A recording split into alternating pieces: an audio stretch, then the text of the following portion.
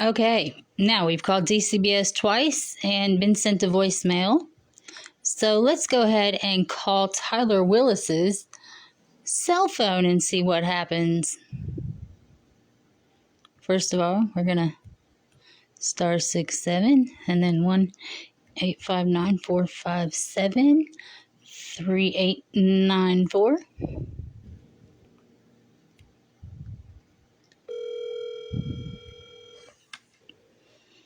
This is Tyler. Hi, Tyler. This is Melissa Owen. I'd got a voicemail from you. Yes, I'm trying to remember when I called you. I think I called you yesterday. Is that correct? Yeah. I called a few times. Hey, just I wanted to remind you, we do have a continued APR, which is an annual permanency review regarding your child. It's on for next week. What does that mean? It's a one-year review. For anytime we have kids in our custody, no matter what, we have to have a review in court just to update the courts on how the child's doing and if everything's going good or if there's any kind of issues going on in the case. Mm-hmm. Has anyone ever reported the child abuse? What child abuse? The child abuse that I reported 2.5 years ago? I don't even know what you're talking about. Okay, well, I'm going to report it to you. The foster parent, which her name was, Atkins,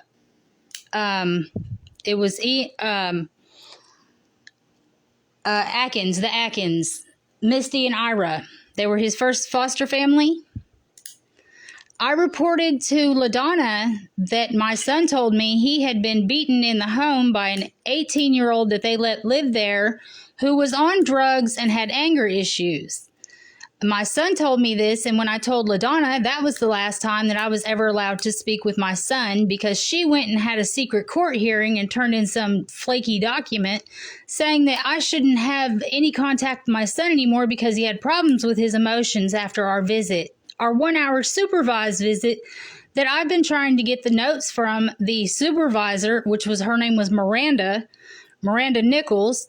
I've been trying to get the notes from her that would be in your all's file for like 2 years, and I can't get that either because even she had concerns the last time that I saw my son because he kept talking about shooting things and killing things, and he had never talked like that before in his life. He told me this kid beat him up and kicked him in the nuts and everything else, and when I tried to report it, that was the last time I was ever allowed to communicate with my son, and anytime I tried to communicate after that, I was threatened with arrest or contempt of court if I tried to speak up. Now, Ira is a school bus driver for Jackson County, and Misty is a social worker for Jackson County, and they foster like 4 or 5 children. Okay, so they get big checks for taking in these kids, which is why it wasn't reported, because then they would be looked into, and where he's a school bus driver and where she is a social worker, and they take in so many children, that would not look good on them. Forced religion has also been put on my son because he said in the office, and everything that I'm telling you here is recorded, okay?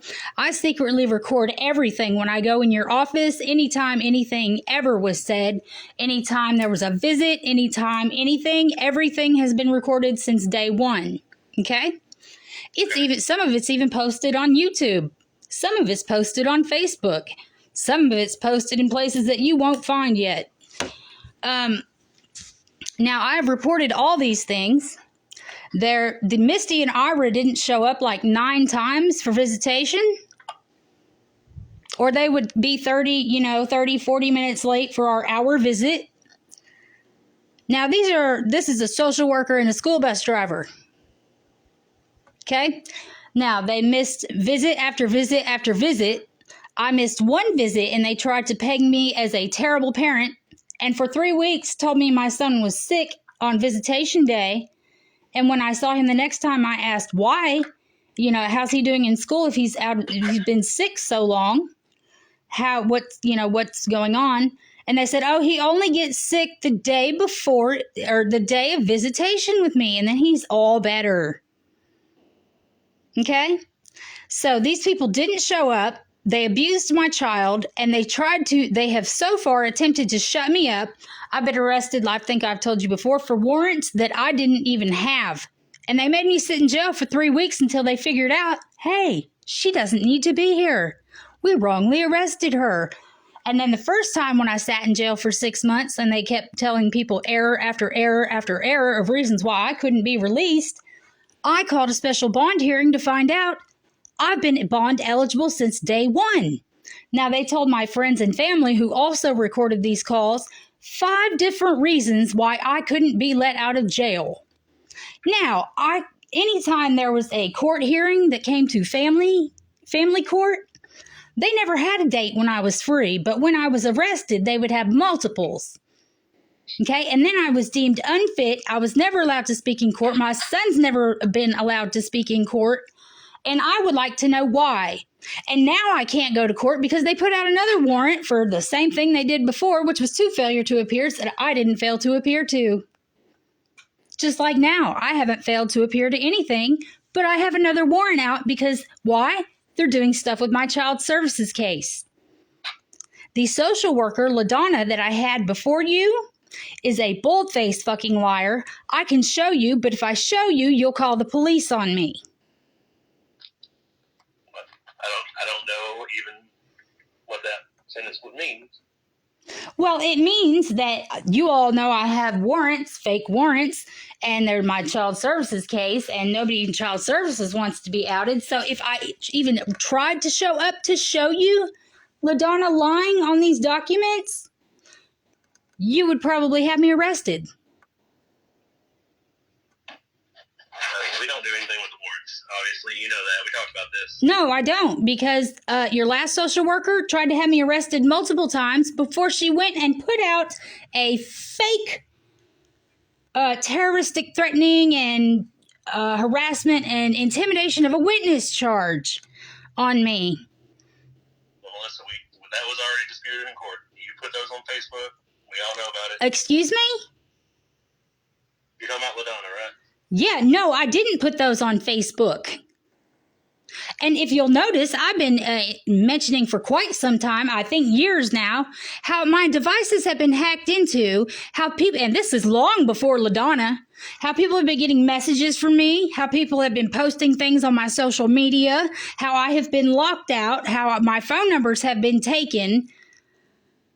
So, and then aside from that, LaDonna's family member, which you can also find on Facebook if you can see it, harassed me, which means that your social worker, even after blocked off of my social media, went to her family members, gave them my name, told them my situation with my child services case, which is a breach of HIPAA and every privacy law, and had her niece harass me online on multiple accounts. And when I blocked her from one, she went and blocked, she'd go to another one. And then when I blocked her from that one, she'd go to YouTube.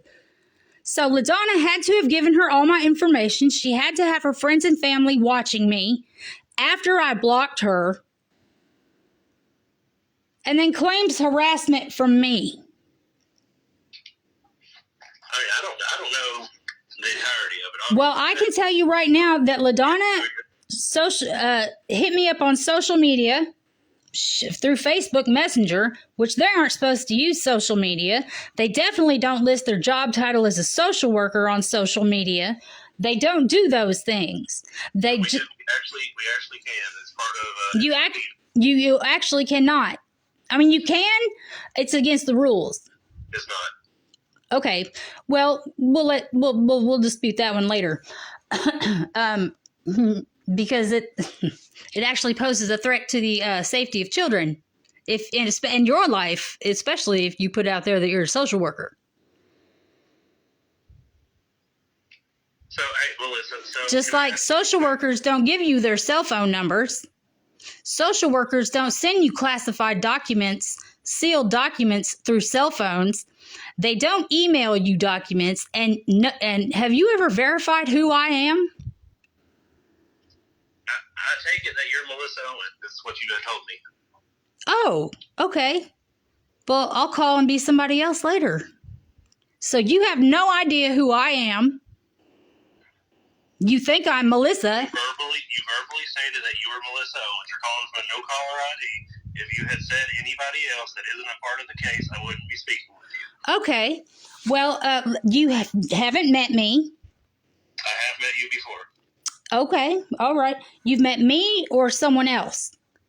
I've met Melissa Owens, yes. Okay, you've met Melissa Owens? Yes. Okay, my name is not Melissa Owens. Okay. Also, have you ever verified my phone number? You're calling from a no-caller ID. I don't know who.